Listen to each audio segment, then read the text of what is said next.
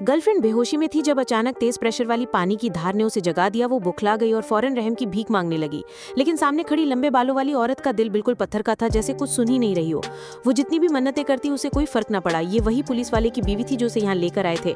काफी ज्यादा टॉर्चर के बाद आखिरकार मोटे ने पानी का नल बंद किया। लड़की को आखिरकार सांस लेने का मौका मिला। वो इस वक्त एक पिंजरे में थी, जेल जैसे कमरे में कैद थी और बाहर मोटा बंदा उस पर नजर रखे बैठा हुआ था। वहां से निकलना किसी ख्वाब से कम न था, लेकिन कैद में रहना भी कोई हल न था। इसी दौरान उसके हाथ एक छोटा सा लोहे का पेच लगा। बज़ाहिर आम सी चीज थी, लेकिन लड़की को फौरन एक प्लान सूझ गया। उसने बोल्ट को चुपके से पीछे छुपाया, फिर आहिस्ता आहिस्ता उठकर मोटे की तरफ झूमती हुई चलने लगी, जैसे कोई डांस कर रही हो।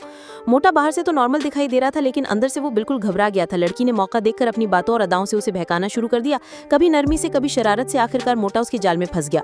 उसने दीवार से चाबी उतारी और लड़की का एक पाँव जंजीर से लॉक करके दरवाजा खोल दिया और मोटा जाके सोफे पर बैठ गया जैसे कोई बादशाह और अब लड़की उसे खुश करेगी। लेकिन लड़की ने फौरन चुपके से पेच निकाला और रास्ते से आगे बढ़ी और मोटे के पास जाकर बातों बातों में पेच मोटे की आंख में घुसा दिया। मोटा बार से तड़पने लगा। दूसरी तरफ बॉयफ्रेंड बहुत कोशिश करता, मगर वहां से अकेले निकलना उसके लिए नामुमकिन था।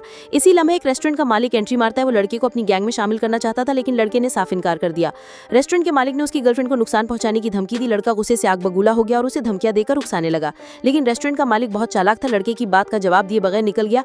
फिर उसने पुलिस वाले की बीवी पर हाथ साफ करना शुरू कर दिया और ये सब उस पुलिस वाले ने अपनी आंखों से देख लिया। पुलिस वाला बज़ाहिर तो अपने मालिक का वफादार था, लेकिन वो ये बर्दाश्त न कर सका। वो अपने साथ एक बाइबल लेकर घड़े के किनारे आया और उसे माफी मांगने के बाद खुद को दीवार से लटका दिया। लड़का चाहकर भी कुछ न कर सका, बस मौत का मंजर देखता रहा। लेकिन अब अफसोस का वक्त नहीं था। लड़के को अचानक एक आइडिया आया। उसने अपने दिल को मजबूत किया और झटके से आगे बढ़कर मरे हुए बंदे की लाश को पकड़ा और उसी का सहारा लेकर गड्ढे से बाहर निकल आया।